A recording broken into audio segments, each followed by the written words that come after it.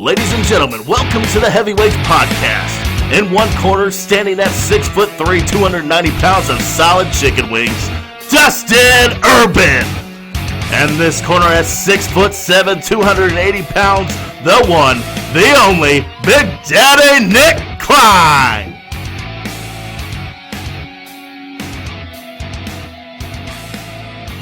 Welcome back, everyone, to another episode of the Heavyweights Podcast. I'm Nick Klein, your co-host. Alongside me is Dustin Urban.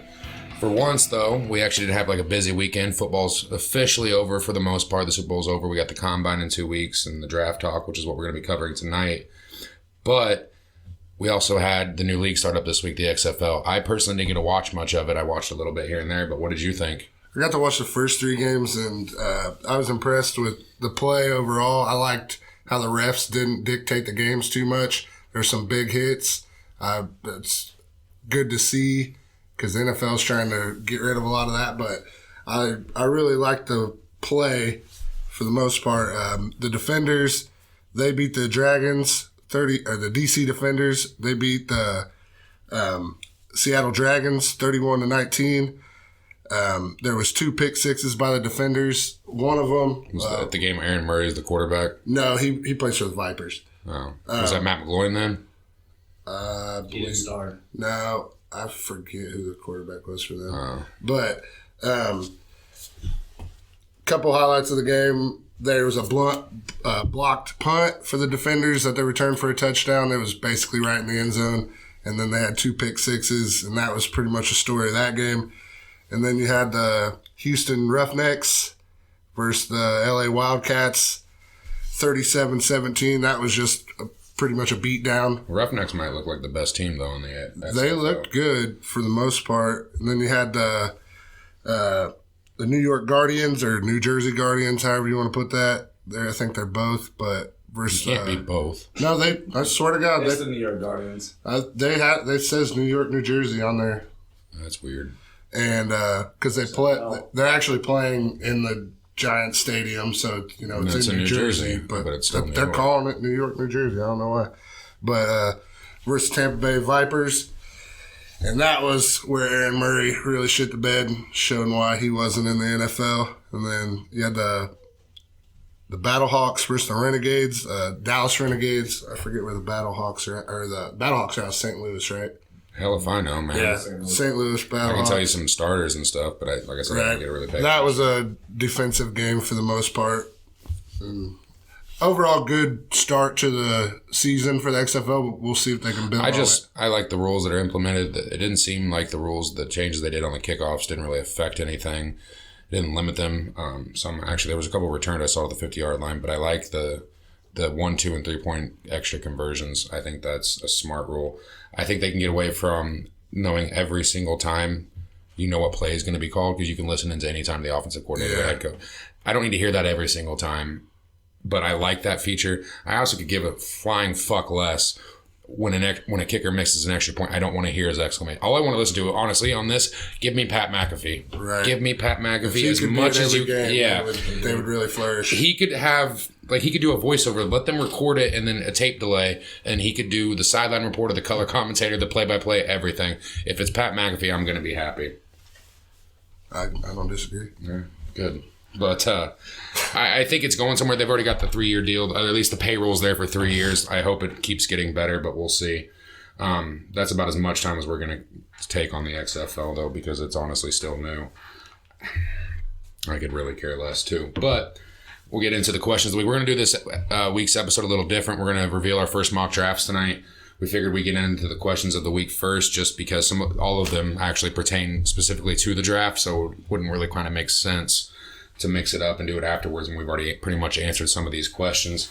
So the first question this week, I'll let you hit it up first, Urban. Who is the most likely to trade up or trade back, and why? Personally, I like the Lions to try to trade back. Agreed. I really play the Dolphins, who have 3 first-round picks, or, you don't even have to have multiple first-round picks to try to get somebody to trade up, but... it's going to depend on who's there, who's right. making the move. You have Jeff Okudah out of Ohio State, which is the consensus probably the top 5 player in this draft who they could take. But the offer's got to be there. The Dolphins could. What are they going to give up? The 26th and maybe a second just to move up those 2 spots. That all depends on Tua. I really like them to move back first. I also wouldn't be surprised, though, if Jacksonville moves back a little bit, or even Arizona to garner some more picks to get some help for their teams. Both teams, I mean, Arizona has a direction they're going in with that spread offense with Cliff Kingsbury. Jacksonville, though, they have some major holes. You know, they've traded away some people. They've got 2 first-round picks, but they could honestly trade back. To trade up, though, you're thinking, you got to be thinking a quarterback-hungry team, right? Yeah, absolutely.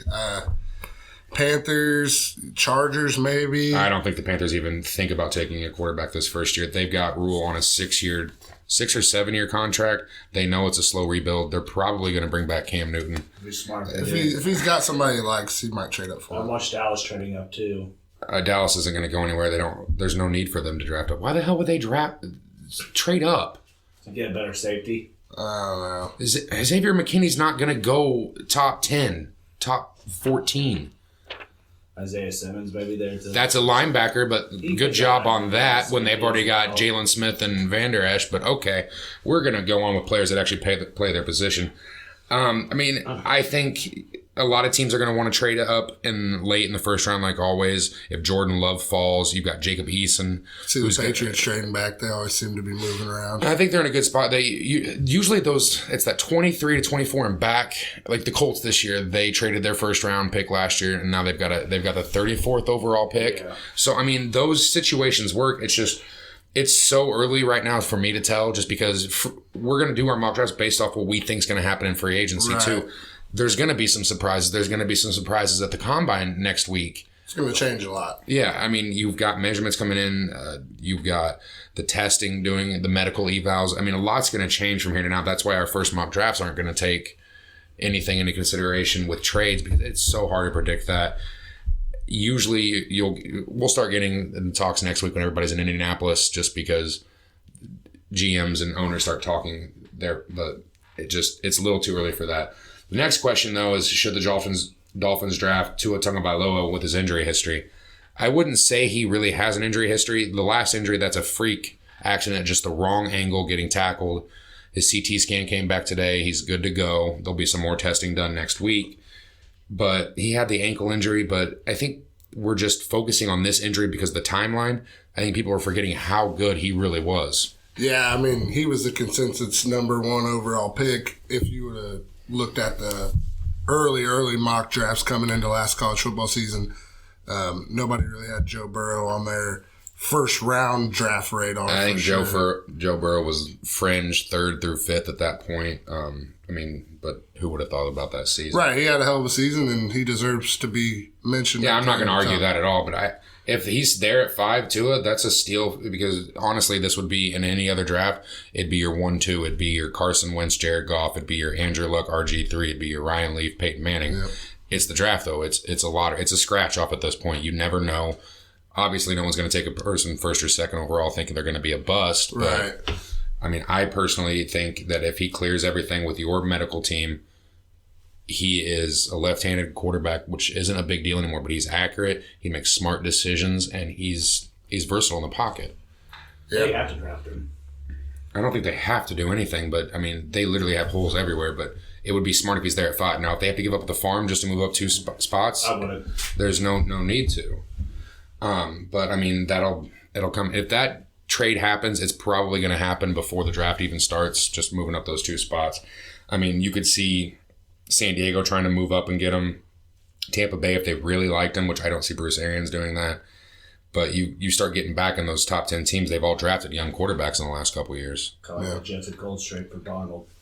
Yeah. Which I'm still salty about that. As you should be. But the next question, though, is the same. It pertains to if the Dolphins do draft Tua, are they basically setting him up for failure because of their shaky offensive line? I mean, I guess it depends on the way the rest of their draft plays out and how free agency goes for them. But me and you talked about it before the podcast, but we could probably mostly agree that he's not going to play next year. I don't think wherever he goes, like I said, I don't think wherever he goes he's going to play right away. You let him get healthy. And especially at the Dolphins, though. Well, and they're going to bring back Fitzmagic, who's, like I've said before, he's going to shit the bed in his 2nd year.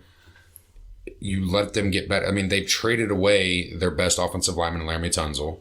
They've gotten 3 first-round picks. This draft, there's only a few offensive tackles I would consider taking in the first round. And they're more than likely going to be gone by their second and third pick. Yeah. Definitely by the 26th. But you just sit there and you let him develop. But this draft is deep at guard and center. And so you just got to see where it's going to go from there. That's just my opinion.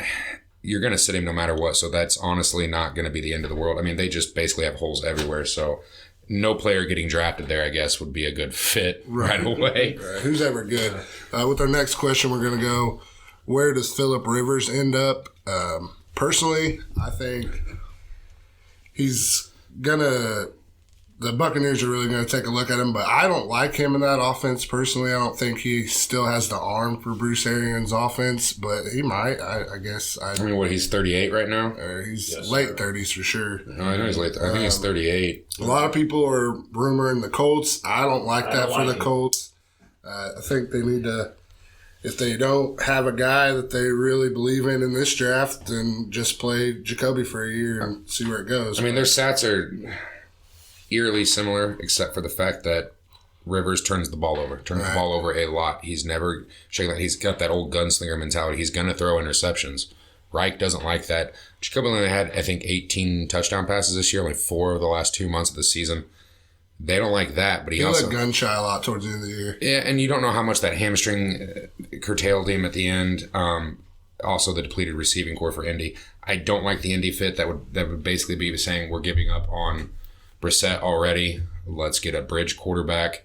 And then that just gets it ugly. Like, do you draft Jordan Love in the second round, Jacob Eason in the second round, and then you've got Brissett and Rivers there to groom? It's a mess. I don't like the Rivers fit. Personally, if the Raiders do not get Tom Brady, which I think they're going to make a push for, Rivers would work there. Do you bring him into a place like Jacksonville because he's moved to Florida? They don't really have the cap space, though, either. They're not going to be trying to sign a quarterback. Rivers is going to end up somewhere starting. I just don't know where. I would have a hunch with the Raiders. Outside of that, I mean, he can go somewhere, but it's going to be a 1-year deal. But he might end up retiring if he doesn't get the offer he thinks he deserves. Because he sure as shit ain't going to Miami. I think that's how he goes to retirement. Because he ain't going to get the money that he wants. I don't think the money's the end of the world, but I mean, he can get $15-16 million for a year. He's got also 16 kids to feed. Yeah, you got to think about that. I mean, at least he's had him with one wife instead of like Antonio Cromartie. That's a whole nother story. Jets actually have to pay for his child support. Part of that contract. That's another reason why they don't win Super Bowls. But that's all for our questions of the week. We're going to move on to the mock draft now. It's going to be a little different this week. If you've heard someone talking in the background, I know is annoying. Just bear with us. We're just going to let people sit in with us while we record. This isn't anything fancy. He did a mock draft. It's not good, but me and Dustin have each come up with one. We're going to go over what we've come out with. We've agreed on some of the picks. Obviously, you're not going to have – this is pre-combine, pre-free agency. There's no drafts or trades in our mock drafts, but – I think one thing we can agree on is the first pick overall. The Bengals have to take Burrow. Yep. I don't think there's a question about that. I mean, we can talk about Burrow all day. Tua, like we said, if he didn't have I don't think injuries, at this point. if he played the whole year. He could come out right now and they'd say he's great, but he's going number 1 overall. They have basically hit the lottery. He's an Ohio kid. I think he's actually from Cincinnati or right outside of it. He's from Ohio for sure. Yeah. Down, at least if not, it's a suburb or something close to Cincinnati. He's coming back home. They've just got to invest. I know they've got other picks later in the draft. They've got to invest in some offensive line help. They get Jonah Williams back next year, who didn't play at all. He was the 10th overall pick last year out of Alabama. They've got to get him some protection and shore up that defense, but they can worry about that later. When you have a chance to take your franchise quarterback, got to lock him up. Ignore Carson Palmer. I get it. They didn't help him out. They kind of screwed him walking out the door. That's why he forced himself into retirement, then forced himself into a trade. But you've got to take Joe Burrow. I think we're also right there on the same page with the Redskins. They're going to take Chase Young out of Ohio State. This dude can wreak havoc. I think he's more of a traditional 3-4. He can still fit in your 4-3, but his quick burst and first step are just unreal. It's almost as fast as Jadeveon Clowney a few years back when he came out number 1 overall. but you've got to take him unless someone sells you their entire draft, basically. Which could happen. I mean, a lot of people are really high on Chase Young. He had 16.5 sacks last year, and he missed 2 games with that suspension. So Yeah, I just think sacks are Ron Rivera and Del Rio are just foaming out the mouth to get this potential. That's 4 first-round draft picks for them on that defensive line. And people are going to say, look at the Super Bowl. Look what the 49ers just did. They had 5 first-round defensive linemen on that draft. Kerrigan's a little older, obviously, but he's a good guy to rotate. Still rotate. He can still play at a Pro Bowl level. So, I mean, if they don't trade back, Chase Young is number 1 on my big board. You have to take him. That's part of the draft. This is where it gets a little shaky. I'm sure we still have the same pick right now. Detroit Lions up at number 3. I've got Jeff Okudah. As well do I. Okay, he's a long-range 6'1" cornerback that can play man-to-man, not afraid to tackle. He can rotate to safety, and he's good off the edge in blitz packages, I noticed. But the Lions could trade back, but in this draft, we're not doing trades. They've got to take someone to pair opposite of Darius Slay. He's not getting any younger. They could, if you think of the old Patriots defenses where Patricia came from, They wanted those lockdown corners. They had Malcolm Brown, they had Ty Law, they had Darrelle Revis. Stephon Gilmore this year, that allows them to do all sorts of blitzes and everything they want to do up front with their front 7. Yeah, I like him a lot. I don't think the stage will be too big for him. I mean, I know he's going to the Lions, so the stage won't be that big. He might be their number 1 because I know Slay wants a new contract too. Yeah, Slay's talking about leaving for sure, but he's still under contract as of right now. He's still a dominant Those cornerback. 2, Aaron Rodgers and Cousins, that'd be hard to throw against. Now, the 4th pick is where we start to differ a little bit. I have them taking Jedrick Wills out of Alabama, right tackle. I like the way he fits their scheme. They like to do a lot of screen passes and stuff with Saquon Barkley, and I think he would really fit that scheme. But I don't know. How do you feel? I like Jedrick Willis. He played the right side this year at Alabama. Alex Leatherwood, who would have came out to me, would have been a top 20 pick, decided to come back. So Willis has never played that left side. Someone that Daniel Jeremiah, who works for the NFL Network, had him in his mock here.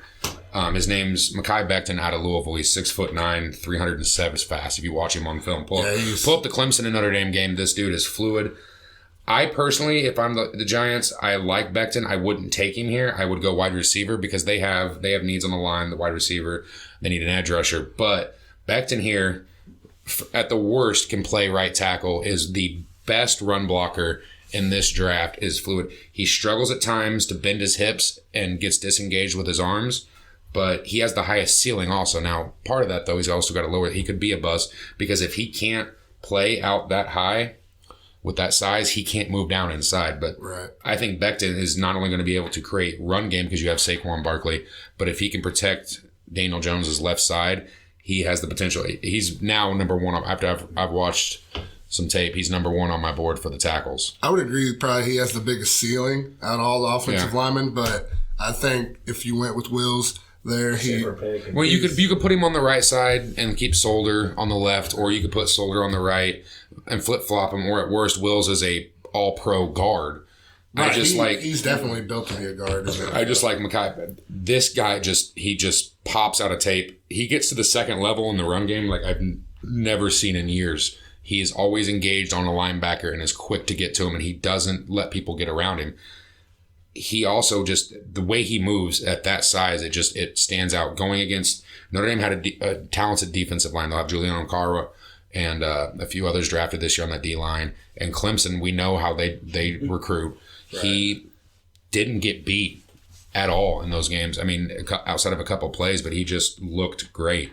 I like Jerry Jeudy for them. I know they he's not line help, but he gets Daniel Jones help on that receiver, and Saquon Barkley could be a nasty 3. It could be, but also at this point you want to protect him. Everything I've seen, the Giants are going to go offensive line. I would personally take Jeudy here, but this receiver class is so loaded. I know a lot of these teams that we're going to talk about that need offensive line help, they're going to want to target the second round. Gotta get them while you can. Yeah, I mean, you got Jalen Reagor, Brandon Ayuk that are going to fall to the second round. You've got a lot of talent. But now we get to the next team, the Dolphins drafting at 5. I have on my mock draft, which we're going to post online after this, their needs in parentheses, I'm putting positions, the Dolphins, everywhere. By far. But in this draft, the way it falls, they've got to take Tua Tagovailoa for me. Yeah, and before the season, like we said, he was probably the number one rated player in the country coming out, possibly. And the injury... That scares you. I get it. You gotta just... If you're the Dolphins, you got to take a chance with him. I mean, you do. I mean, this would be their potential to get their first franchise quarterback since Marino. Like, you can say other positions, but like the last time they had number one overall pick, they should have taken Matt Ryan. Right. I mean, Jake Long had about 5 good years went to St. Louis, but he also wasn't the consensus number one. If this was any other year, well, you can't take next year because Trevor Lawrence. Tagovailoa would have been the consensus number one overall. Even with this injury history, if Joe Burrow wasn't there right now with that season, it's still Tua going to Cincinnati, which would have scared the living shit out of me because they probably would have ruined his career. But it's not like that he's going to somewhere great with the Dolphins either. Here's also, we start to tumble. The boards are going to start falling a little different. We got the Chargers up at 6. I've got them in this scenario taking Justin Herbert. We know for a fact that Phillip Rivers isn't coming back. He has got a cannon of an arm. You've got Keenan Allen, who can still get up at the top of defenses, works the middle better, though. Hunter Henry's going to come back and be healthy. But you've also got Mike Williams. And if there's one quarterback in this draft, probably outside of Jacob Eason with that strong arm that can get the ball downfield, it's Herbert. Only concern here, though, is his reads. He consistently struggles to get to the second and third player in his reads. But other than that, I mean, he's got everything. I think everybody says he took a step back when he came back to the draft. He didn't. He just didn't take that giant leap forward that Burrow did or Tagovailoa. He is still the clear-cut third quarterback in this draft class. He was definitely ranked as the 1 or 2 going in early in this year, but I think he was consensus number 1 or 2, depending on who you look. The Chargers are going to take? Yes, I got Herbert. Okay. I think they need quarterback. I went with Andrew Thomas, the right tackle. He can play left tackle too, out of Georgia. Mm-hmm. A lot of people thought he might be the number 1 offensive lineman in this draft, but he's got some consistency issues and he's kind of stiff. And I've got Thomas falling quite a bit down. I like his footwork at times, but the way he bends his hips and uses his arms against elite pass rushers, which the SEC was loaded with that. Right. It's not there for me. And if you're drafting someone in the top 6 or even the top 10, you want them to be. Against some good pass rushers no matter where he plays. But he's also got to go against Bradley Chubb and Von Miller twice a year. Good luck. Yeah. I don't hate him. I think that's a little too high. But we'll see. His arm length will concern me. We'll see what that measures out to. But they do need offensive line help. But I think quarterback now with Rivers going is a completely pressing need because you've got a young defense. You don't want to waste some of these young players on that offense either. Their prime. You've got to go somewhere, which leads us. Go ahead. In my mock draft, I'm pretty much banking on them getting a quarterback in free agency. That's the way. Somebody. I don't know. They've also got Tyrod Taylor, who they could play a year. So if they wanted to bridge him for 3 or 4 games, he's been there. He was there in Cleveland. He was in Buffalo when he got traded. They had some good years, but he's been in that's the only reason I took. No, I get it. That was my justification. I get it. I think now with that news becoming official yesterday, there's no choice. I think they're going to look to take Herbert there unless you got trades going because of Tua and Herbert. You could see teams trying to trade up with Washington and maybe even the Giants move back because they've got depth issues too.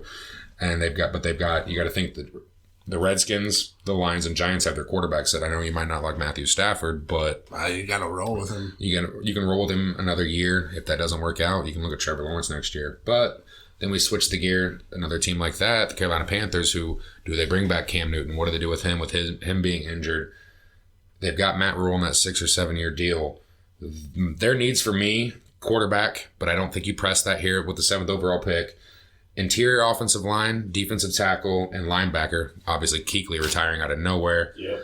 But for me, you have D tackle as a need here. You take one of the best players. I got him 5th on my big board, Derek Brown, defensive tackle out of Auburn, who's only 246 pounds, but can line up in the 3 technique, the 5. He can line up a hell of a year last year. He had a hell of a year too. He would have been a top 5 draft top 5 pick last year, no questions asked. You bring him in, he gets to learn also from Gerald McCoy. You've got potential there, and you just, unless you want to trade back, but right here, Derek Brown can wreak havoc for the next at least 7 to 8 years. I got Justin Herbert from Oregon going there. I understand where you're going, but I think they need to find that quarterback of the future, and I would trade Cam Newton for whatever you can get him for. I don't know if you're going to get anything for him, though. I think give Cam at least another shot. I think that new coach is going to come in there and want to start fresh and get his own guy. And if he doesn't trade up to get a guy and Herbert's there, then go with him. But he could easily be gone too. True. I got them getting Isaiah Simmons, linebacker out of Clemson. He's a hell of a player. He's all over the field. They got to replace Kuechly because they just lost their heart and soul, that defense, losing him. He's just not really a middle linebacker, I wouldn't say. But he could play it, I guess. But I mean, he's not going to play a true position there. We'll get to him later. The Panthers are interesting at the 7th spot. But then you got Arizona Cardinals up next. This is where it gets a little interesting for me. I see a lot of people having taken offensive linemen. I don't know how much value Cliff Kingsbury is going to put into offensive line. I know theirs was atrocious last year, but he also still wants to get Kyler Murray some help in that spread offense. I've got them taking CeeDee Lamb here. He's not my number 1 wide receiver, but he's explosive. His route running needs a little work, but his separation is there, and he catches everything. His catch radius is unreal. He's got the familiarity with Kyler Murray. His top end speed, I think he's going to run probably in the 4.4s. Hell of a returner. Hell of a returner, can do everything, and you're getting that help that Kyler Murray needs. You've got Larry Fitzgerald coming back for his 18th, 17th season. They drafted 4 wide receivers last year. You've got to get him help there. They can target some offensive linemen later. I know they could here. I've got a bunch of options there that I would take, but I just think that Kingsbury's going to target a receiver here. I wouldn't be mad if they took CeeDee Lamb to get him some help, but I'm going with Tristan Wirfs out of Iowa, right tackle guard. He can slide into guard. See, then why take him there in the top 10? If you're already saying that in your evaluation that he's going to play fucking guard, there's no need to take him there. You can get a guard in the later goddamn round. I like him. I think he's a solid player. I think he's solid too, and he could play right tackle or even left tackle, but it's not for certain where he's going to play. And so, that's what I'm just trying to get at. You're already saying he could be a guard. That shouldn't be coming out of your mouth for a top 10 pick because you want someone who's going to protect Kyler Murray. I got Jedrick Wills, the best tackle to protect your future franchise quarterback in Kyler Murray. But I did like the route you're going with CeeDee Lamb. He already has chemistry with Kyler Murray. Which helps, but I think Lamb's the perfect type of receiver that would go into Kingsbury's offense. I agree with that. I think pass protect. The way I look at it is, if you can get a Tristan Wirfs right here, you can get some very good receivers in this. Oh, agreed. No, I agree. That's all I'm saying. I know, and I would honestly take an offensive lineman here more likely than not, or a linebacker like Isaiah Simmons is still on the board for me. But here, I'm thinking this is what Kingsbury's going to do. Hey, it's all right. We're disagreeing. I mean, it's like then we go to the next pick too with the Jacksonville Jaguars up at 9. Telvin Smith, I don't think's coming back. He's not. No. You traded away Jalen Ramsey, so there's right there. You need linebacker and cornerback help. This defense was one of the best in the league just 2 years ago, but also you need some weapons. Wide receiver Dede Westbrook is there, decent year. Shark, okay, but you've also got to get an edge rusher because I think they don't have that top tier pass rusher. No, they don't have one. Josh Allen had a pretty good rookie year. Decent, but do you get someone on the opposite end? Load up while you can. This draft class has some edge rushers, they but don't have Njoku much longer. I think he's gone. No, I think he's gone. They're not going to re-sign him. Njoku's going to go. That's what I was getting. They're not going to sign him for what he wants. Let him walk. For me, I'm taking for them the best player on my board at this point, Isaiah Simmons, the former safety recruit for Clemson, who is the prototypical linebacker you want in the NFL now that can guard tight ends and receivers, fly all over the field left to right, is fast, can play in the box, can even switch out to almost like a slot corner, but he can do honestly everything for you. And that's literally where the NFL is, that you need a fast linebacker. To me, he is third on my big board. He's got to be your pick here. If he falls at 9, Jacksonville should be elated. That's who I got him taken as well. He's my second player rated but I could see there's a few players you could maybe put ahead of him too. But I really like him. The plays he made in the playoffs were pretty good. He's all around the field, like Nick said. He flies around and. I mean, he was the heart and soul of that defense this year. That's who I would go with. I'm glad you agree. I don't even give a shit about your pick because we're Andrew Thomas to tackle. Yeah, this is why I don't care about you right now. We're just gonna get into the Cleveland Browns pick. They're picking up at number 10 next. Let's see who we have them taking. All right, so with the Browns, they have some needs, but I think there's nothing more pressing for them. They didn't address it last year. I think they were banking on Trent Williams, getting Trent Williams from the from the Redskins. Still good. Maybe, but at what cost? I mean, at this point, though, I've got them taking Jagger Wills out of Alabama. At worst, he can play right tackle, or you slide him in at guard, but he has the potential to be an elite left tackle. I know a lot of people have him number 1 on their boards for offensive tackles, but I just think he's already a very, very good pass protector. Struggles against the run and getting to the second level a little too much for me, but he's got a nasty streak in him too. Not as good as Quentin Nelson, for example, for any Colts fans out there. But he also only played right tackle last year, like I said, behind Alex Leatherwood. I think they've got to address it here. They've got to get Baker some help on that offensive line. Yeah, I went offensive line as well, but I went with Mekhi Becton. I have him still being on the board out of Louisville. You touched a lot on him earlier, so I'm not going to get into that. I'm sorry. I'm crazy. Obsessed with him. No, that's fine. He's probably my biggest draft crush right now. I think he could go higher if the Chargers choose to do something different, or I could even see him going to the Giants. I wouldn't be shocked, but I think he'll. No, I mean, in your scenario, him on the big board right there is perfect. I mean, I think that'd be a big athletic tackle. I just think he'll slide down there, and I think everything else will play. I mean, Wills, like I said, the only thing I'm concerned about is what his reach is going to be. Teams are, and we'll touch on this next week with the combine preview. Quarterback hands. Their handling, their hand size, or tackles, their reach.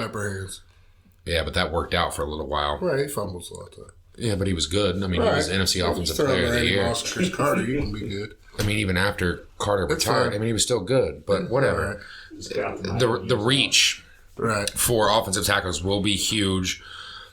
Fuck the 40 for offensive linemen. Yeah. What I look for is that 3-cone shuttle and the 10-yard dash or whatever it is. I like Wills there, but I mean, I don't love this offensive tackle class. I think my top 5 are good. After that, it weakens out. I think because of that, though, we are going to see a major push. So that's where I have them going. I got Mekhi Becton as well. I think he's both right now until 10th. But like you said, we went to the combine and see what happens. Yeah, and see, that's where I'm headed for the next one, too. The Jets at 11.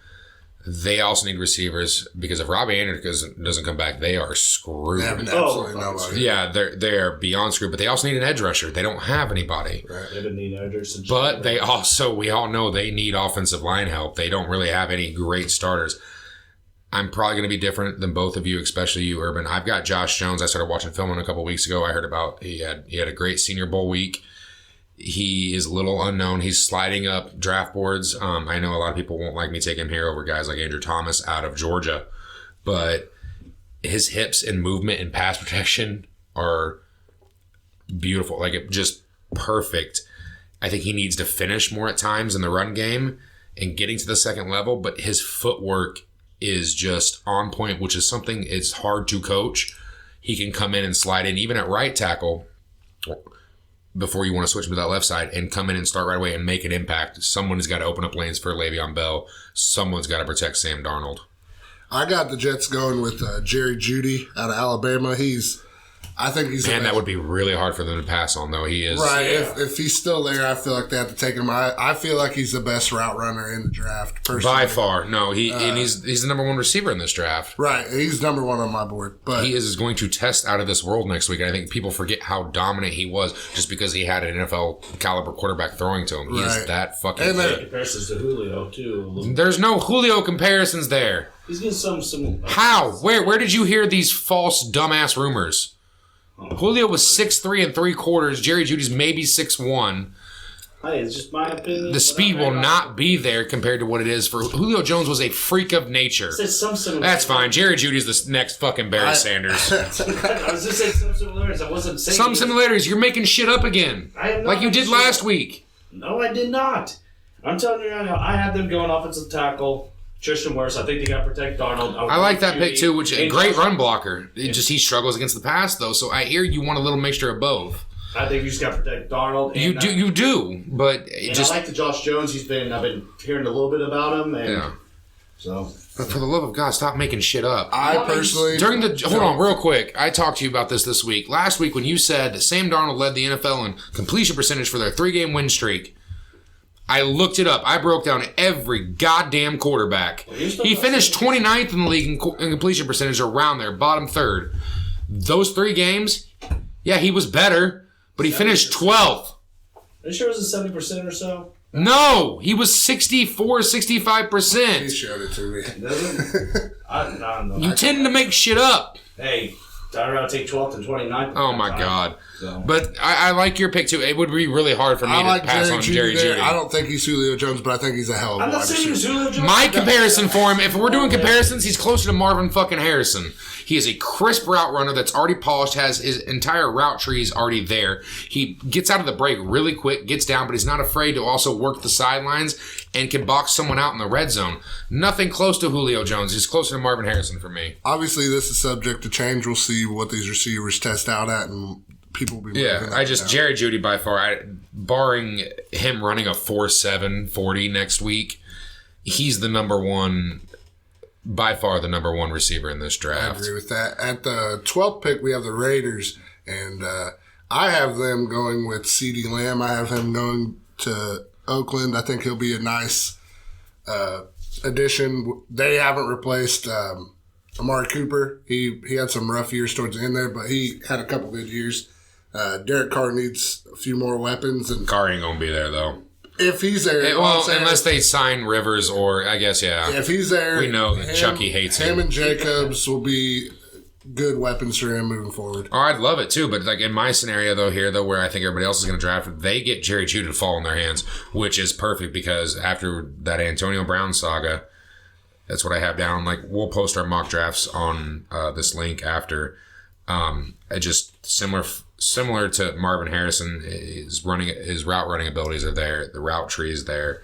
If they fall to him, Mike Mayock is screaming, doesn't give a shit about what John Gruden thinks, is picking up that phone and dialing it in right there. I have right now Jeudy going to Oakland. Either way, I think it's CD or Jerry Jeudy if he does fall out. I think for them, it's best player available. I mean, for me, I have them. They need wide receiver help, linebacker help. They got to get some corner help. They missed on some corners in the last 10 years in the first round. But that leads us to, which I know a lot of the people that listen to our podcast are Colts fans. I'm not going to have them take a quarterback in the first round in any of my mocks unless I hear Chris Ballard glowing about someone in that. I couldn't see him taking a quarterback. I heard Matt Miller on Bleacher Report today had them taking fucking Jacob Eason. Oh God, I've seen that, and that just blew my mind. I've got them taking Javon Kinlaw, which almost 99% of you aren't going to know who he is out there. He is a defensive tackle out of South Carolina. This dude is mean.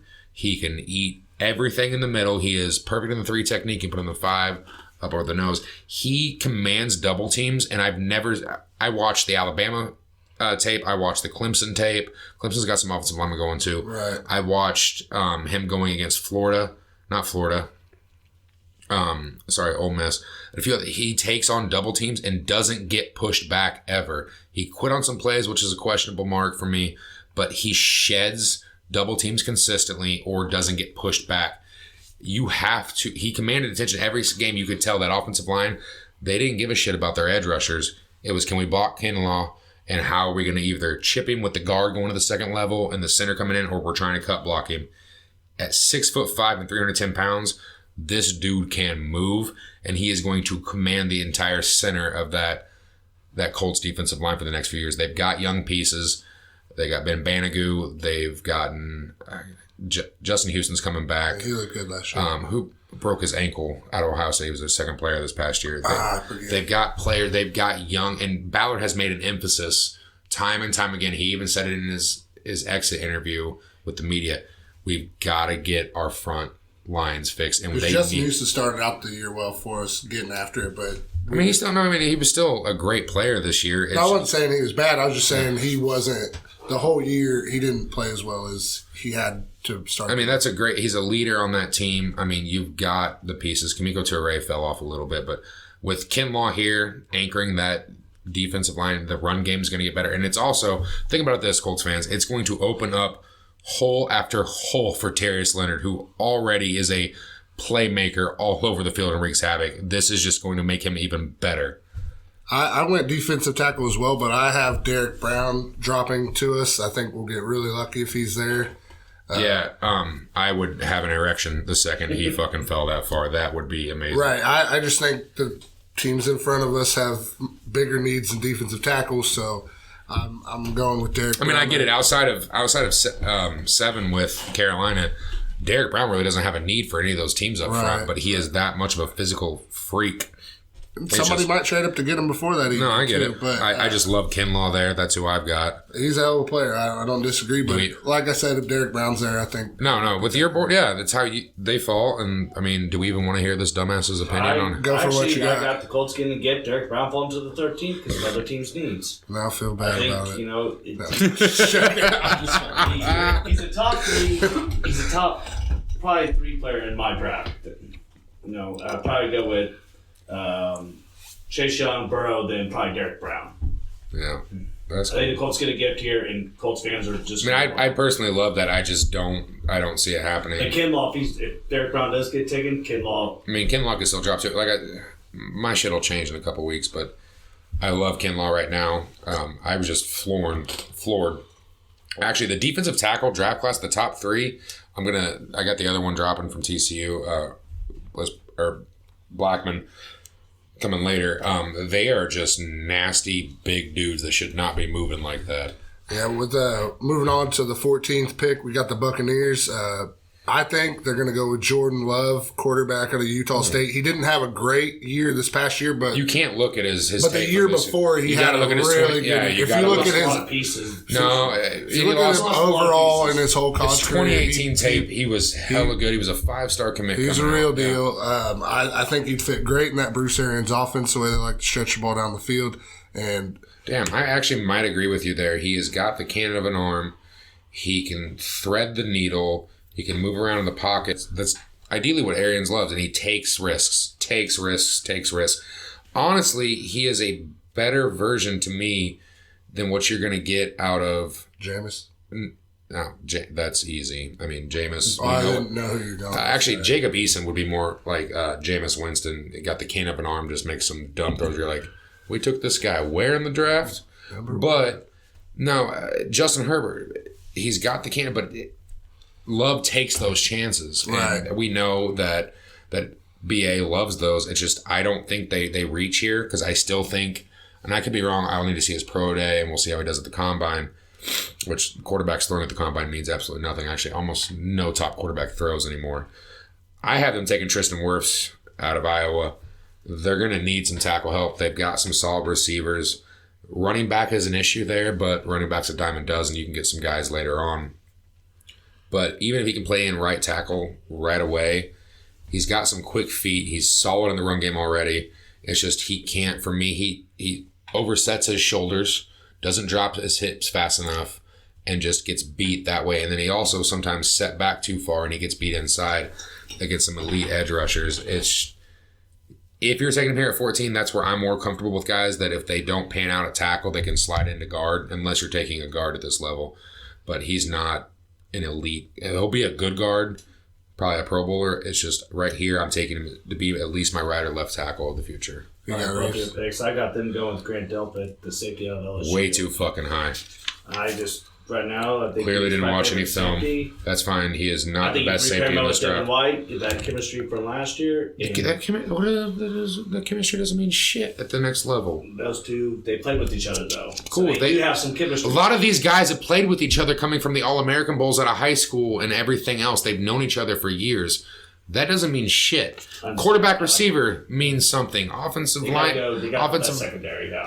He is not even the best second. You clearly didn't watch his tape this year. He wasn't even the best defensive player on that fucking LSU defense. Not even close. 2018, I'll agree with you, but not this past year.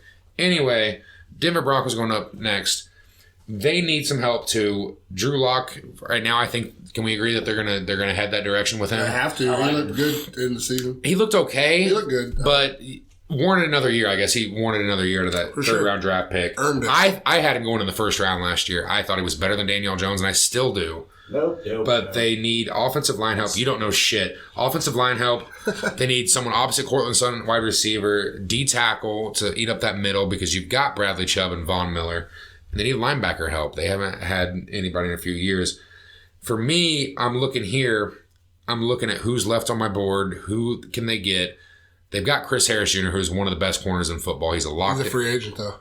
They're gonna bring. They already said they would. They already said they'd franchise him. I'm just saying he doesn't want to come back. But you let me finish. That's what I'm getting sorry. at. C.J. Henderson out of Florida is a lockdown corner. He struggles against tackling in the run game a little bit. Looks hesitant at times. I showed you film earlier tonight. 11 passes defended. Don't look at stats on everything on some of these players, especially defense, because no one threw this dude's way. Even LSU, they allowed whoever he was locking down on that left side where he usually stays, they're not throwing towards him. Vic Fangio is a defensive coach. Look what he did in Chicago. You get someone opposite Chris Harris, that defense can take that leap, which was just dominant 5 years ago. They were, I think, top 12 again this year. If he is a lockdown quarter, which he should be, he's physical, he jams at the line, he also has a quick recovering speed, and he's active with his hands, that could turn them into one of the top 5 defenses in the NFL. Yeah, I had Henderson as well. I really like the way he plays. He fits their scheme really well, I think. He plays a lot of man-to-man at Florida, and they love going one-on-one at Denver. So yeah, I see he's got a sack down this past year. I mean, I watched him a couple times coming off the edge. I think he's a little late on his blitz packages, but he's not afraid to get there and hit, though. No, which confuses me because, like, at times, like I showed you tonight, he almost looks hesitant at times to tackle or, like, chase someone down. In his earlier years, he made a lot more interceptions and stuff, but a lot of his plays this year where he got beat were 50-50 balls, and that's going to happen against elite talent in the SEC, so you can give or take there, whatever, but I think he's the best cornerback in the draft, personally. Well, I mean, I completely agree, so, I mean, I'm glad we agree there. I think the Broncos give Cortland Sutton help and draft Henry Ruggs. John Elway came out and said that at the end of the game. They got to get him help. Yeah, they got to get him help. Sutton branched out this year. Yeah, I mean, Sutton had a terrific year. And I think Drew Lock and Noah Fant, that could end with. Ruggs just doesn't fit that offensive style. I think I wouldn't be mad there if they took him. I just don't see it happening. And with Fangio, his strength is defense. So, I mean, we'll see where they go. If they lose Chris Harris, then C.J. Henderson definitely just. They're not going to lose Chris Harris. He's at least going to be franchised this year. I mean, they're working on deals. But the Falcons, we're going on 3 years now since they've been on the Super Bowl. They're not bringing back Vic Beasley, which I don't think should be a surprise to anyone. They need help off the edge. They need defensive tackle help and cornerback help. You've got some great offensive pieces. They loaded up on the offensive line last year. They've taken Calvin Ridley, who's going to be entering his third year. Julio Jones is still one of the best receivers in the league. For sure. You don't have to address quarterback now. Ryan's not what he was even 4 years ago. He can get it done. He can still get it done. I've got them taking Clavon Chason out of LSU. This dude is small, quick, and can bend his entire body, and it's unreal. He's got, I think, Dwight Freeney's spin move, but a rip move almost in the sense of, I guess, DeMarcus Ware used to have a really nice one. Right, he did. But his is just so quick.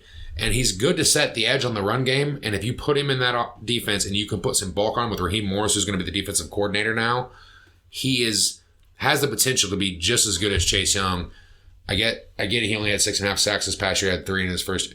The raw talent is there, but god damn is he so quick. You turn on any of the Georgia game and the playoff games, Oklahoma and Clemson, he just dominated. And Bama. The games where he had to play the strongest offensive lineman, he just ate them alive. I went a different direction. I took AJ Espinoza? Yeah, out of Iowa. He's a defensive end. He's way bigger. His frame's bigger. He's more of a 4-3 down. He's more of your traditional 4-3 defensive but end. Atlanta needs that up, and I get that. I liked Espinoza there too. I really like him. He disappears too much on time for tape for me, but Yeah. He had 11.5 sacks last year. He did, against the better team, struggle a little bit, but we'll see with NFL coaching what he can do. Who you got? I have them getting Javon Kinlaw. Just nest him in the middle, like you guys saying. I love your guys' I think with Grady Jarrett though, right there, they're not pressing. They can go edge rushers though. This class isn't that deep, and I'm pretty sure they do a 3-4 mixture. I could be wrong. I need to watch more of their film. If that's the case, they're not gonna focus highly on someone when they've got Grady Jarrett still there. Dan Quinn's But still there, right? Jared, Yeah, Dan Quinn's still there for some reason. Kinlaw in the middle, that'd be Yeah, scary. I think you But- press more at an edge rusher, and Chaseon's going to test out of this fucking world. I promise you. If anybody can just go put on the tape against Alabama and watch how quick he is off that edge, and when someone's going that quick and just bends their whole body, it's his hip movement and everything is just unreal. There's a lot of players like that are going to rise. Like there's going to be players I've missed. I'm only up to I think 60 players I've watched. I'm way behind on this, but Dallas is up next at 17. I think we agreed here. I had him taking Xavier McKinney. I think safety out of that's Alabama. almost consensus everywhere because They really need help in that secondary. Jeff Heath is, wow, I can't believe he's a starter in the NFL sometimes. still there. Right, but I like Jeffy. I mean, you like him because he's white. Shut up. I'm just joking. All right, we went there. Wow. I'm just joking. Wow. No, I get. Yeah, no. If they don't bring back Byron Jones, they need help at corner. But I don't like a corner here. Xavier McKinney is by far the best safety in this He's my class. favorite for sure. Yeah, I mean he can come in and start right away. He's got the range to play deep in coverage. He's good on man on the outside. He picked off 3 passes, but not only that, he can come into the box And make plays. and his football IQ I had higher than Delpit. He can make calls. He's been helping call plays on the field for 2 years. And with Nick Saban, that's a huge fucking thing. Those safeties at Alabama have really came out and played good over past however long he's been at Alabama. So we'll see what he does. Who you got? Same person. Xavier McKinney. Yeah, I mean, It's a no-brainer for Dallas. yeah, he's the number one safety in this class. He is a lockdown, or not a lockdown safety, sorry. He's a playmaking safety. Week 1 can start. He's going to have some struggles, but he probably would have been also the number one safety taken last year too. He is going to be your long-term future. And right now they've got more pressing needs, so they can at least get him in. Then we're back to the goddamn Dolphins. For me, too. well, like I said earlier, they need help everywhere. So who's number 1 on my big board at this left? Who's the best player in this draft? For me, it's AJ Espinoza. He had a breakout year. His sophomore year came on late. Didn't even start and had 9 sacks last year or 2 years ago. I think. No, this was his sophomore year. You can't come out as a sophomore, you dumb son of a bitch. Last year, came out, was a consensus top 10 pick by a lot of people. Had, I think it was 8.5 sacks in the last 5 weeks. Had a huge game in the bowl game against USC. He just, to me, at times he looks lost. Looks a little lazy. He's quick. He can be powerful. He's got to be better against the run. But the Dolphins here get a player that can be their best sack artist. And they haven't had a person with over 10 sacks since 2017 in Cameron Wake. Which they don't have anymore. I went with running back. I have him taking DeAndre Swift out of Georgia. Not bad. I think he's the best running back in the draft. I can see it. I like the way he runs the ball. A lot of these Georgia running backs that have been coming out in the past years have really been good. I like he even took. I like the fit. Took carries away from both Sonny Michel and Nick Chubb. Yeah, I mean, I like that pick. I do too. Running back's a dime a dozen, man. All right, I feel it, but I think He's they good. need one. He's just not your Leonard Fournette's, the top 10 running backs you've seen come out in the last Right, week. I like didn't that. mean it like that. But they need help everywhere. Yeah. But I mean, I still like it. I think you get your quarterback with Tua, you get your running back, and then you keep That's going. not bad. The way I went, I had them getting Austin Jackson, the offensive tackle of USC. That's a reach. You got to protect Tua right now, and I think that's... His footwork's okay, but he can't hold up against pass rushers at all, and he struggled in the run game, too. He's a second-round project, and you're taking a high flyer on someone, the top 20 pick like that might not be able to start for a year or two. So I don't know how he's going to help right away, but good luck for you. Anyway, we got... Luckily, Tua's is out a year, so he's got a year to develop. That's if they, yeah. All right, the Raiders are up at number 19. I got their needs at wide receiver, linebacker, and cornerback. Where'd you head, Urban? I had him taking Patrick Queen at LSU, linebacker. He makes a lot of plays. He's a really good... He flies around the field pretty well. I liked him. I like that. I mean, Patrick Queen, great linebacker. I got him number 2, though, on my linebacker big board. I got Kenneth Murray, who is my favorite linebacker. Mm-hmm. They're almost similar. Queen is better in coverage.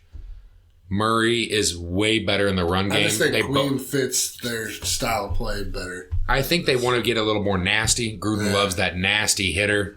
He wants somebody to play sideline to sideline. Murray, in his 3 years at Oklahoma, had 257 total tackles. They can get someone that can call plays right away. Gruden's going to love him. He's just, that whole, Gruden grinder bullshit he did. Right. He is going to hit. He struggles a little bit in man coverage, but nothing that's out of the ordinary. But also, he can get after the quarterback. You saw him even against LSU. He can line up in the box off that edge and come up. He's got some moves. I like him a little better there. Well, Tom, I agree with you 110%. Holy on this. Shit. He is my favorite linebacker in this draft. The guy flies all over the field, can cover, and also had a sooner high in tackles in the game, 28. That whole thing with the tackles, though, you got to think that defense is shit show for Oklahoma. I'm the biggest Oklahoma fan I know. They are the worst fucking defense of a top 25 team that you'll ever see. I think they had 28 tackles when they probably had 1,000 yards or something. Yeah. It was against Army, but moving on to the 20th pick, the Jaguars. I have them going with T. Higgins, wide receiver out of Clemson.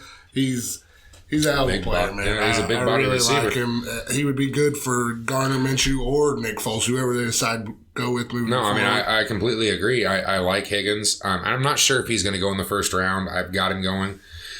This wide receiver class, people, is just fucking loaded. It's going to be better than the 2018 class. But here, I mean, I had them taking Isaiah Simmons with the 9th overall pick. They need tackle help. I know it's not a pressing need. They take Jawan Taylor out of Florida in the second round last year, who looks good. I don't know if he's your future starting left tackle once Cam Robinson bounces. But here you've got Andrew Thomas. Slide Jawan Taylor at left. Now you've got pillars for Gardner Minshew, Nick Foles, whoever you want to go with. Thomas is a gifted athlete, 6'6", 320. Looks almost like a brick on film. Just you see this little dude just bowling people over. He's a bull in a china shop. Right. But he struggles again in the pass rushing. Yeah. His footwork could use a complete overhaul. His first back 2 steps, he almost bucks his heels together, and I don't like it. But that can be solved. Right, that can be he is coaching. Physical with his hands and likes to hit. He can still play tackle. I think he has the potential to be a top 10 left tackle, top 5 right tackle in this league. So you got to get some protection here. That also allows them to open up the running game for Leonard Fournette. They've got one more year with him. I doubt they bring him back. I wouldn't, but it's a good direction to start. I had them going wide receiver Justin Jefferson out of LSU. Oof. I mean, I liked teaming up with Chark and Dede Westbrook. Oof. The guy is 6'3". That is not a number 1 wide receiver. I like him as number 1, Chark number 2, and Dede underneath. Oof. All right, 21st pick, we got the Eagles. Who you got, Nick? My number 2 receivers here, I had CeeDee Lamb as my number 3. I've fallen in love with this dude's tape the last couple of years. He is going to break Deion Sanders, John Ross, 40 time, Henry Ruggs III out of Alabama. This dude is going to fly off the field. He is exactly what Doug Peterson wants. He wants a quick, explosive receiver that he can line up in any fucking spot on this field and design plays for. It is a match made in heaven if Ruggs is there. If the Eagles do not take it, which they need help at corner bad. They need an edge rusher bad. But if Ruggs is there and they don't take him, it is a missed fucking opportunity because literally when I think of Henry Ruggs, I think of the Eagles offense and how they can exploit him. I went back and thought he had Jerry Jeudy. But Ruggs can also get out of breaks quick. He could use some help on being more physical at the line of scrimmage and getting off. But god damn is this dude quick and just beautiful with the ball in his hands. I like Ruggs as well there. I think their coach, the Eagles coach, Doug Peterson, yeah, I think he'll find ways to, like you said, he struggles getting off the ball sometimes. I think they'll find ways to get him to where he's doesn't have somebody matched up right over him, can get him out in the open. So I really like that pick there. I think they need a lot of receiver help. I had them go with C.J. Henderson out of Florida, the best cornerback. Did you say wide receiver then just said? No, I said they need. Okay. Said he liked that they. I get it. Henderson would be great. Like, no, that would be great. If Ruggs is there, you cannot pass on this dude's talent. Going all the way to the Broncos up there, but yeah, I get it. Corner or wide receiver, they gotta go. Both of those. I mean, as you said a couple years ago, I know more about sports than you, so. Yeah, some days. All days. But let's just bring it back. The Buffalo Bills drafting at 22. Who do we got the Buffalo Bills taking? I got him going with Christian Fulton, cornerback out of LSU. I think he's the second best corner in the draft. They need somebody else to pair up with their defense. I forget who their other really good corner is. Tre'Davious White. Yeah. And former first round. Slipped my mind. My bad. I mean, I like Fulton. I don't think he's not my number two. I think C.J. Henderson has established himself as my number two. I do think Fulton's number three for me. I'm going a different option in this. I think Buffalo's loaded up so much on defense with Sean McDermott, and in the last couple years, I mean, they've had the best players on the defense, like Ed Oliver falling to them last year. I think 8 overall, you had to take him. I've got them taking T. Higgins. I might switch it up, but he's a big-bodied receiver. His catch rate is unreal. I mean, if anybody saw that catch against Virginia in the ACC championship when Trevor Lawrence was throwing it out of bounds, you got to go with him. He's faster than what he looks like on film. I think he'll run better at the combine.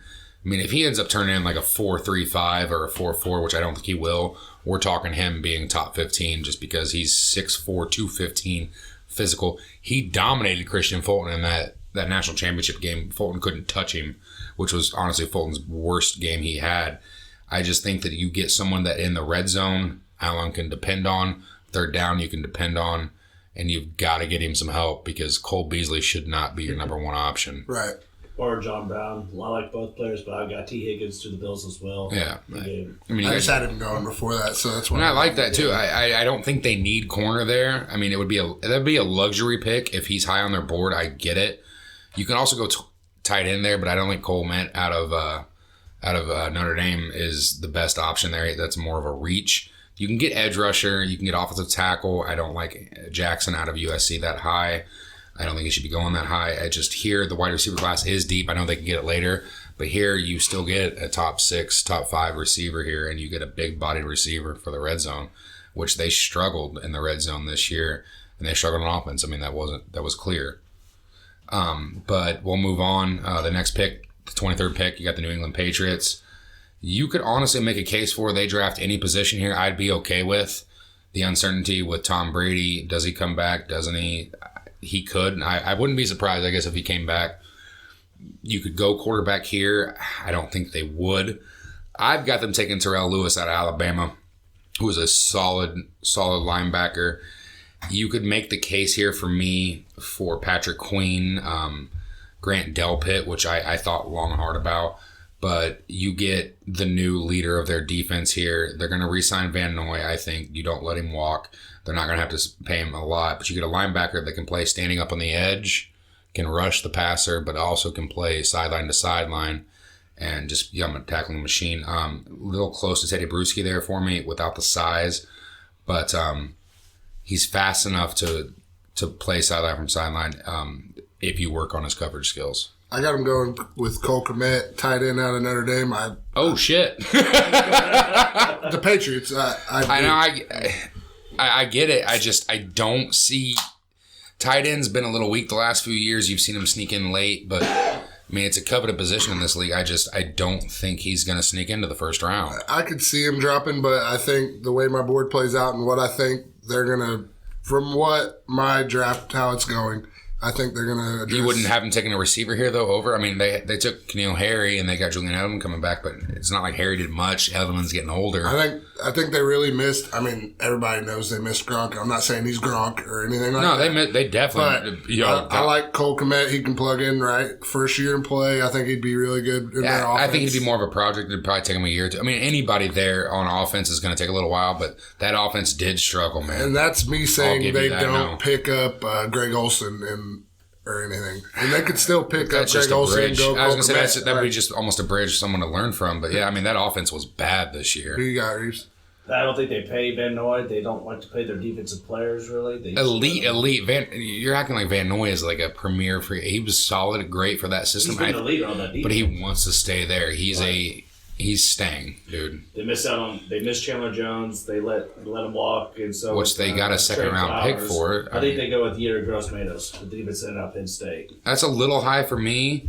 He's not as quick up, but he is a big bodied, he's a down on the ground edge rusher. I mean, I like that. But I like him, but I have him dropping into the second round personally. I mean, I like him. I think he's going to shoot up a little bit. He's solid against the run game. It's just, for some reason, I think the Patriots will probably target defense a little more, but you're right, they need some help on that offense.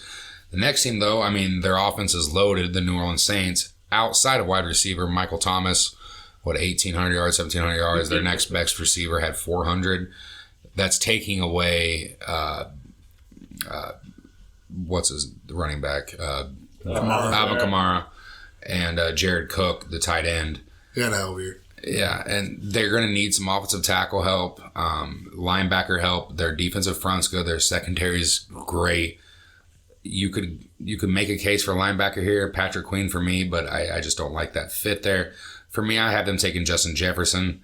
He is a bodied receiver, almost like T. Higgins, not as big, but he creates separation late in his routes. And we watched the college football playoffs with him. He can do almost anything. He breaks out well. He stays at home. He's worked out with Drew Brees before. It could help out with that. I doubt it. Just some timing.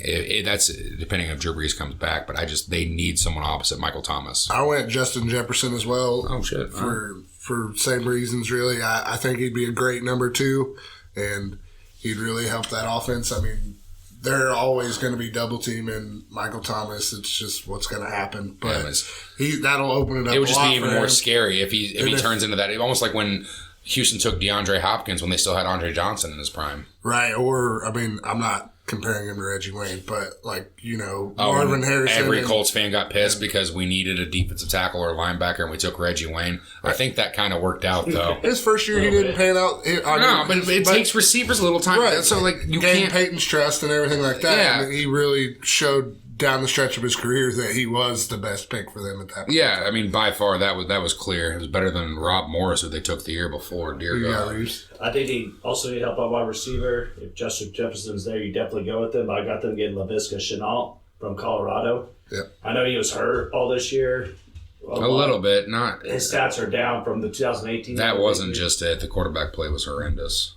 But I think I know the ceiling's. I think we all agree. Yeah, we all agree that the Saints need a receiver opposite Thomas. I mean, that's been clear for, I think, 3 years.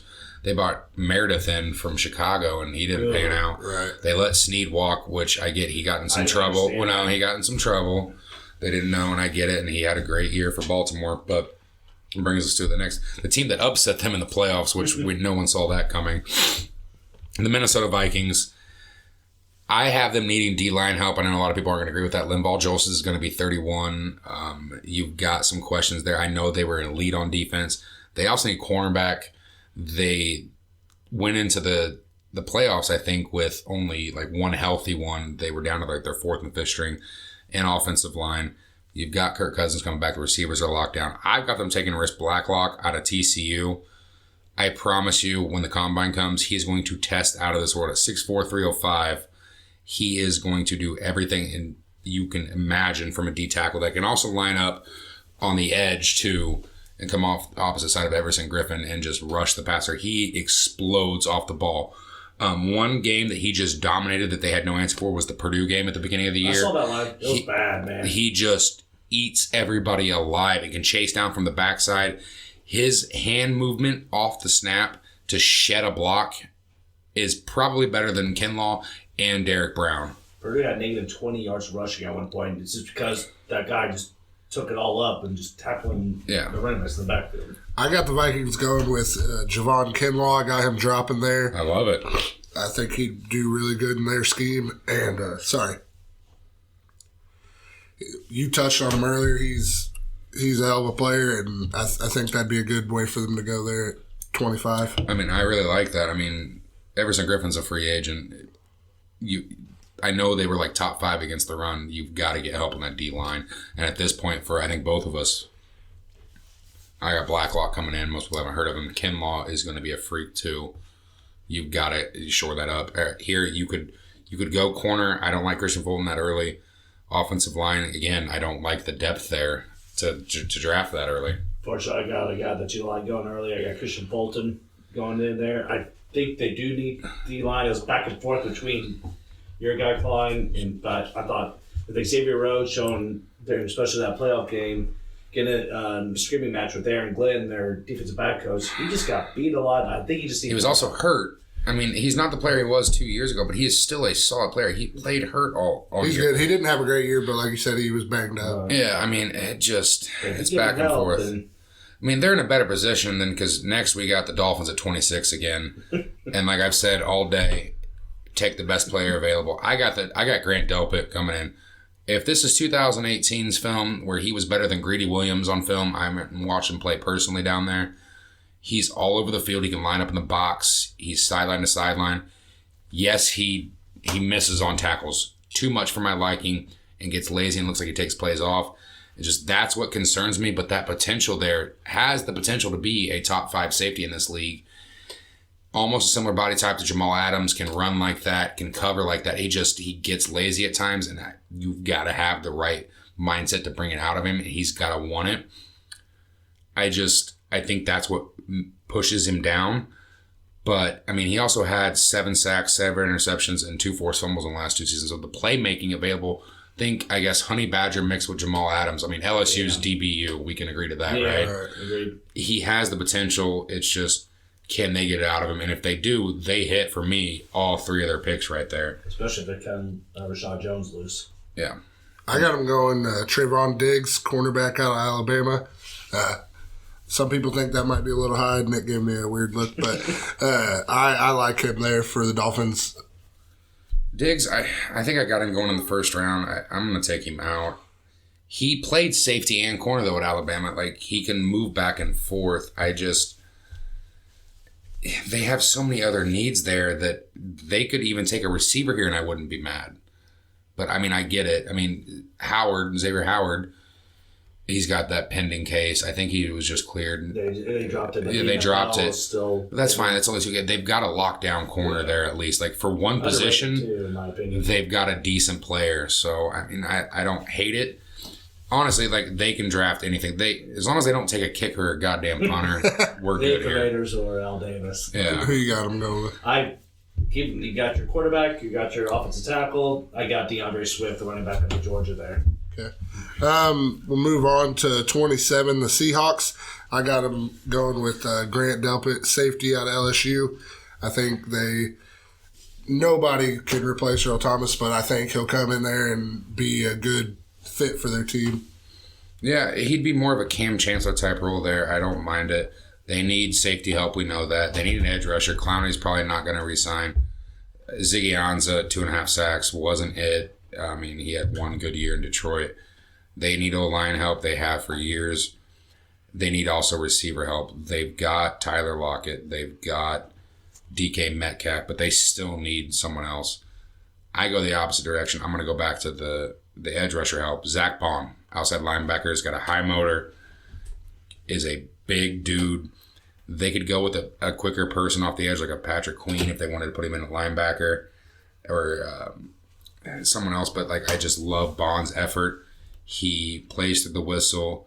He had 12.5 sacks last season, be able to come in right away on the third down pass rushing situation, but is a big physical dude that is also quick and has a good spin move that he mixes in well, and they need pass rush. I got AJ Espinoza. Like you said, you hit right on. Cloudy's not coming back. They got filled that void. I mean, if you get Cloudy back with Espinoza, that's gonna be scary. And I think that'd be a good fit for him. Yeah, I know. I mean, you got the same problem with the next team, who the number one team in the league. I think everybody thought going to the playoffs, the Baltimore Ravens. They need edge help.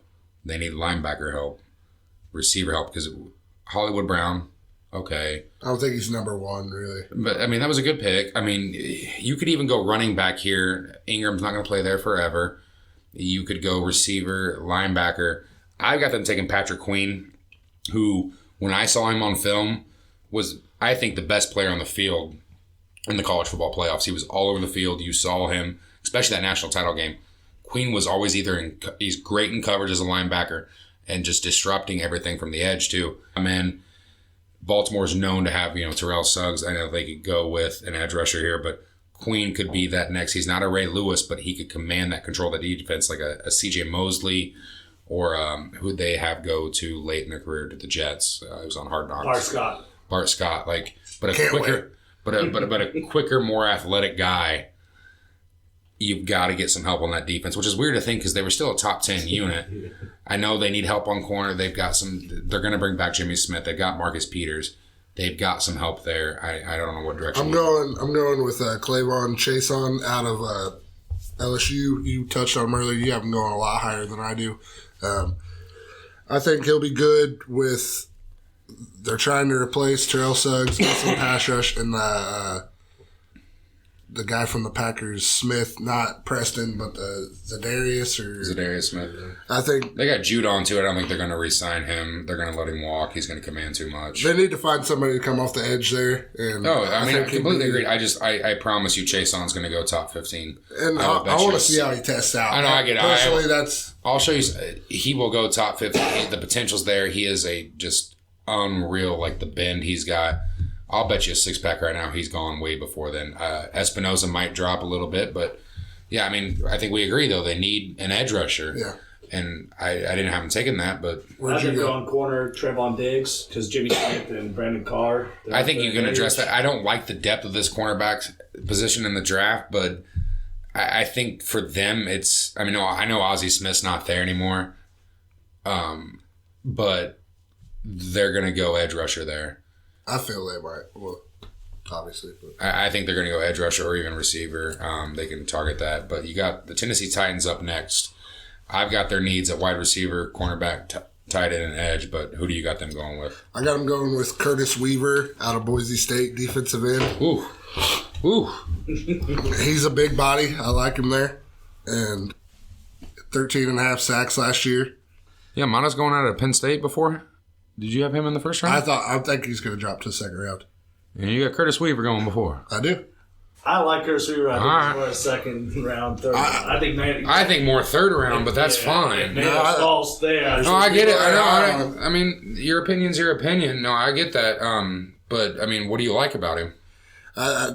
He's a big body, and they need somebody in there like him. I don't think he's not undersized, so that's really what I like about him. He gets sacks. They don't play a lot of the big name teams being at Boise State, but I just think he'll fit in right there. I mean, I get that. Now, hear me out real quick. They got some major issues going into free agency. If Derrick Henry doesn't resign, which is a possibility.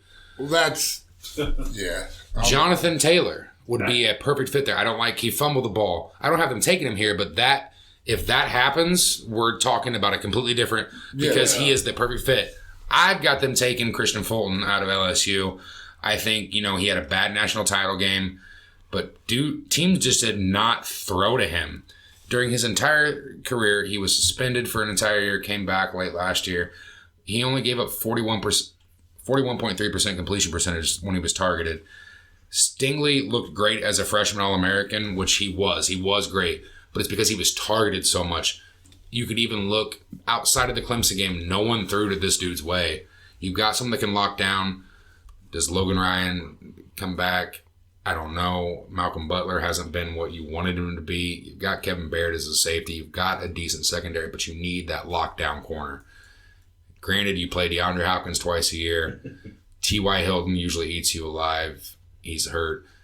Jacksonville, you usually don't have to worry about the receivers, but you need someone still to be able to lock down that other spot.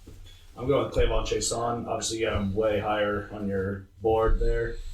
Yeah, but I think Cameron Wake is too old. You got to go with someone young. Well, they brought him in for the intentions of him just developing everybody. You got Harold Landry, though, too, who's played well for 2 years out of Boston College. You've got the help there, but they still do need another edge rusher. Clavon just learned behind Cameron Wake for a year, and it could be scary. All right, with the 30th pick, the Packers, I got them going with Kenneth Murray, linebacker out of OU, Oklahoma. I think he will. I could see him going to the Ravens too, but I think if Clavon Chason's there, I'd like Murray at the Ravens too if he dropped that far. Right, I like that. But the way I have it falling, I have the Packers taking him there. Since you're a Packers fan, do you want him to fall that far? Since you're a Sooners fan, No. just put it together there. I'm a bigger Colts fan than anything, but I like the Packers too. But I like Kenneth Murray there. I don't like we talked about earlier, him or Patrick Queen. They're interchangeable to me. I could see him going to the Raiders. Yeah, and they are. I personally, I feel that a little bit. I feel like Patrick Queen's a better fit for the Raiders. Kenneth Murray, if he's there, I think it's a no-brainer for the Packers. I mean, I agree. Because I think their needs are receiver or linebacker. Right. They overhauled the defense last year, and Preston Smith was a great signing. They've done everything well. I still think outside of Devontae Adams, they need fucking help, and it's clear. They'd be a great target right here to trade back and get another second rounder, get 2 receivers.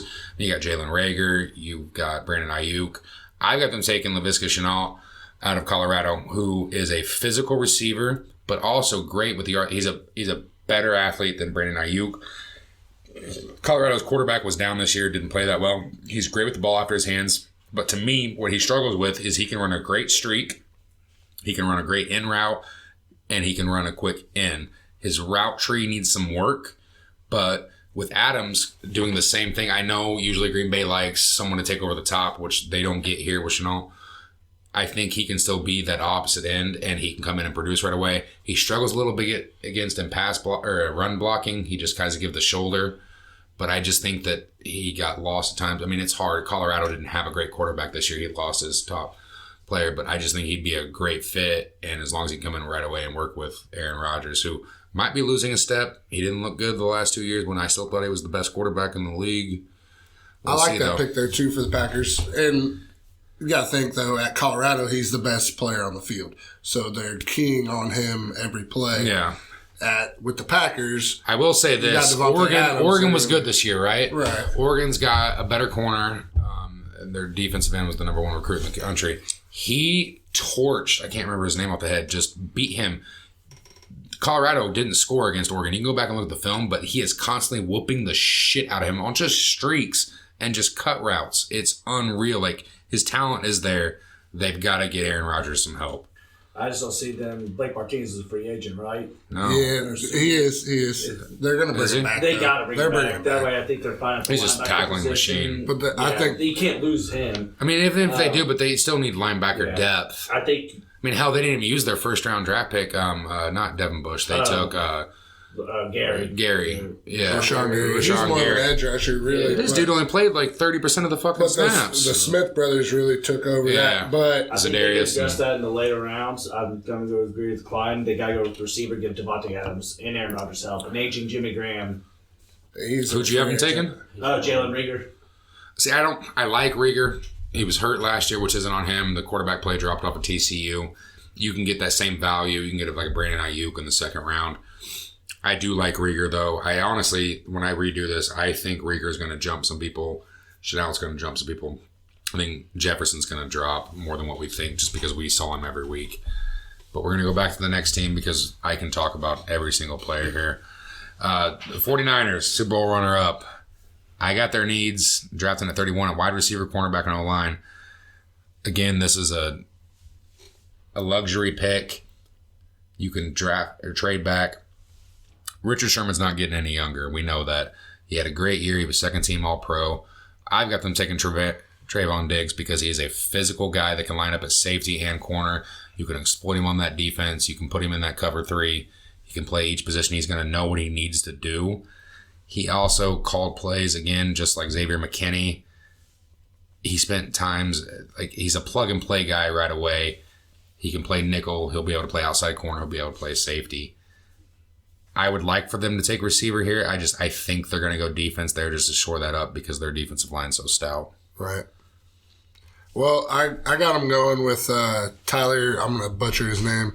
Badias, or he's a center guard out of Wisconsin. He's one of the best run blockers in the draft in the interior. I just think they really need help at guard there. You can plug him in at either guard. I need more help at center. I could also see them trading back, though. John Lynch, he likes to move around in the draft. I know, and I get that. I just think if they're going to go center guard right there, Cesar Ruiz out of Michigan is going to go in the first round somewhere. I could have had him go to Minnesota right there. He is going to be a plug-and-play starter right away at center. He is by far the best. Look at the Notre Dame tape for him, the way he pulls and gets to the edge as a fucking center and gets his hands on you and can extend without holding. You'll hear his name come up here soon. I know this is still early. He's rising up quick, and I promise he's going to end up in the first round. But Cesar Ruiz would be a better pick. But I like his film. Like, he was great at Wisconsin. I mean, Jonathan Taylor, obviously, he opened up holes for him. Wisconsin's known for having great offensive linemen. I would like that more in the second round. Yeah. But, I mean, that wouldn't be a bad pick either, though. It's just they're drafting it, and it's a luxury pick there. So I know they need definitely help at corner, but I got a surprise pick here. I like Zach Bond, the linebacker out of Wisconsin. Quan Alexander, his help. Why the hell would they take an edge rusher there? So they need 6 first-round edge rushers right there. Well, with the salary cap that they're going to have issues, they're probably going to cut Quan Alexander, D Ford. They're not going to cut Quan. They've got him. They're not going to cut D Ford either. D Ford, Jesus Christ, they're going to let... What the hell? I'm just saying I like Zach Bond here. If that's how you see it playing out, say it and go ahead. That's playing out. It's fucking wrong. I know. I'm Hey, just let saying. the guy develop behind, kill those guys, and go. Eric Armstead's going to be leading that team. Maybe he said he was willing to take the franchise tag. Yeah, like, he'll be fine, but, like, what the fuck? Give some depth. I'll go with Zach. All right, man, that's cool, man. Like, I've got, like, you guys Cowboys. Yeah, Cowboys are going to take a running back in the first round then. What the fuck? Let's move on to the Super Bowl champions. Please. At 32, the Chiefs, I got them taking J.K. Dobbins. Even though Damian Williams had a great Super Bowl, the rest of the playoffs he didn't play that great, but they were down a lot. So Damian Williams led the Chiefs with rushing with a little over 400 yards. You ever seen Rick and Morty? Yeah. Yeah, so you ever hear, like, you son of a bitch, I'm in? Yeah. I've got them taking J.K. Dobbins because he is exactly what Andy Reid wants. My comp, I don't think he'll be as strong as LaShawn McCoy, but that's where it's at. He is great out of the backfield. He hits the hole quick. His vision is there. He rarely goes down on first contact. I know this is a luxury pick, but they need a running back. They desperately need a running back. They need some O-line help, linebacker they could use some help on, and corner. But literally, I know DeAndre Swift, because running backs are so hard to go in the first round. I got Dobbins as my only running back, which will probably be only one. If DeAndre Swift comes in, we're there, but I doubt it. Dobbins is a matchmate, just like Henry Ruggs with the Eagles. Dobbins is perfect for fucking Andy Reid. He is going to eat. I'm in. J.K. Dobbins as well. I think that's where it's going to be. I just think that's where they're going. They should probably trade back and get some more depth there. I mean, I could also see them going receiver. I know they've got McCole Hardman. Watkins might leave, and they've got Tyreek Hill, but they could use a big body receiver. Like if Justin Jefferson falls at this point, I mean, you've got Vance Jefferson out of Florida. Good pick there. You got Jalen Reagor, Brandon Ayuk for me. You've got the potential, but Dobbins would give them a plug and play. It gets them even more explosive. Yeah, running backs, you let them go 4 years. I don't believe that you should sign them for a second contract unless they're elite, which is very rare. But that's our first mock draft. Our guest speaker, Reeves, is a fucking idiot, as I pointed out. Zach Bond, 49ers. I was impressed with you. You did a really good job, man. I just had the same things as supposed No, to be you guys. really didn't. Like, you took some stupid-ass picks. Which one? San Francisco take another fucking edge rusher. Call in now. No, you're They're not. most likely going to trade back in this. Okay, so just for a history, anybody at home, since I think we were in middle school, you were the same age as me, we've been doing a mock draft every year, and you've never once beat me on more picks, right? Am I I correct? beat you a couple years ago. No, you did not. Fake it. couple years ago, no, you didn't. You Because didn't want to do one, and I beat you. You didn't 'Cause beat I had me. Baker right, and the meanwhile, he shows up with a mock draft the year I actually got credentialed to go to the fucking combine, and I beat by 2 picks. I beat him by like 4 or 5, but like he was like, Stretching. that was the first time of our entire life when I'm going to school for this, like for sports broadcasting, and he's like, you might know more than me. No shit. Gotta love his heart. I love his heart, but god damn is he dumb. If anybody knows Josh Reeves at home, you get it. You bring out the worst when we argue sports. I love you to death. You That's are what just I'm here for. oh my god. Can we just move to the last segment then? Yep. All right. You know what the next segment is. You've been waiting for it all night. It's the 6-pack questions of the week. This is the 6-pack of the week. All right, so this week with the questions, I kept it with what we've mostly covered. I went with draft. So Let me open my beer. We'll see what you got here, big boy. What 2 NFL franchises have had the #1 overall draft pick the most times? Oh shit. Cleveland Browns? Nope. Okay, the #1 overall most. Shit. Man, that's tough then. 'Cause the Bengals haven't. I was surprised. Yeah, I'd be. The Colts. Colts are 1. Okay. I mean, the Colts, they had 3 of them in the 90s alone. And the next, and it's got to be a team that's obviously been around since the AFL-NFL merger in the They've moved around a few times. I'll give you one hint. They moved around a few times. The Tennessee Titans? No, but then they moved around a couple times. Oh, shit. Carolina hasn't. Texans haven't. They haven't been around.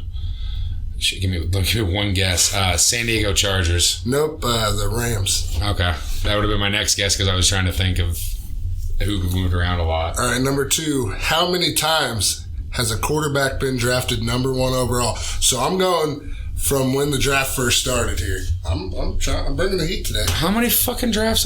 84. There's been 84 drafts. Are you fucking shitting me? Come on, bring it. If I get this within 5, like, I'm going to be pumped. All right, do that. So it's been 84. Yeah. How many times has the quarterback gone #1 overall? Yeah. You fucking... Hold on, let me drink my beer. This 6-pack is brought to you by Natter Days Strawberry Lemonade Beer. Oh, God. All right. God, that doesn't taste good. 42. 33. Some bitch. All right. Since the beginning of the NFL merger in 1966, how many defensive players have been drafted #1 overall? So it's 2020. So you have 19 plus 34. Okay, so 40. Okay. Jesus, that's 53. 21. 17. Hey, I got that within 5. All right. How many #1 overall draft picks are in the Pro Football Hall of Fame right now? Oh shit, it's not even that high. That one I know. 7. It's 12. Okay, I mean it's still within 5. You got to think Peyton and Eli will probably be in. Yeah, but I know, but it's the what I odds said, honestly right? aren't that high. Like I at least knew that.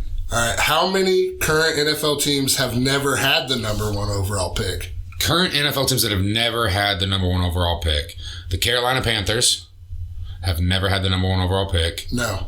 No, that's what I'm saying in my head. No, they've had Cam Newton. They drafted #1. Oh shit, yeah, okay. Fuck me, dude. What type of shit is this? I told you I'm bringing the heat. Patriots? Nope. Because all new teams automatically got. Right. Wait, the Ravens never got a #1 overall pick. Yeah, they have. Who? I don't know, but they have. You want me to give it to you? I got the 3 teams right here. No, I'm trying to think of like who, because they took Ogden their first year and they. Yeah, they took. Ogden wasn't #1 though. I thought he was 3 or 4. No, I'm trying to. I don't know who their #1 pick was. I'm just. I mean, You got to think they used to be the Browns though. So No, that doesn't fucking count. that might be what they're saying. Okay, yeah, but then the Browns obviously have, because like the Ravens fit. But not the Baltimore Ravens have never had the number 1 overall pick. But you're thinking too crazy here. Okay, I'm thinking too crazies. Are they all teams that have been around for a while? Most of them, yeah. I'm gonna throw this out there. The Giants. Nope, Eli. But that was Eli wasn't the number 1 overall pick, dumb motherfucker. Yeah. Well, he got drafted number 1, but Yeah, but not them though. I'm gonna give it to Go you. ahead, because what the Broncos, Jaguars, Seahawks. Okay, so I was on the right path with the Ravens, with the Jaguars. Seahawks, okay. All right, last one. How many Heisman Trophy winners have been drafted number 1 overall? Again, that shouldn't be that high. Are we talking? In all, 84 of them. What the fuck is wrong with you? I'm gonna go 18. 21, pretty close. Who the fuck? No one knows this shit. Like, you gotta Hey, ask some normal I'm questions. giving you normal questions. Here, that's all we got for this week, ladies and I'm gentlemen. gonna quiz you one week. Like, what was the fucking Pittsburgh Steelers Week 15 home attendance record in 1994? Well, that's not what we did there. That was When did Cordell Stewart take a shit at halftime? at least in 94. So, come on. You're good. I mean, they're good, man. It's just that shit's hard. That's like Ask Stump Schwab. Remember that show? Right, that's what I'm trying to do. All right, everybody, join us next week. We're going to cover the AFC and NFC South divisions, the offseason. We're going to post your questions for those teams, the link below. Also, the link or the comment section below us, we are going to post our mock drafts, so you can go a little deep then if you didn't listen to us. But we hope you enjoyed this, our first mock draft episode. If not, well, I'm sorry. Tune in next week because it won't be better. Enjoy your week, everybody.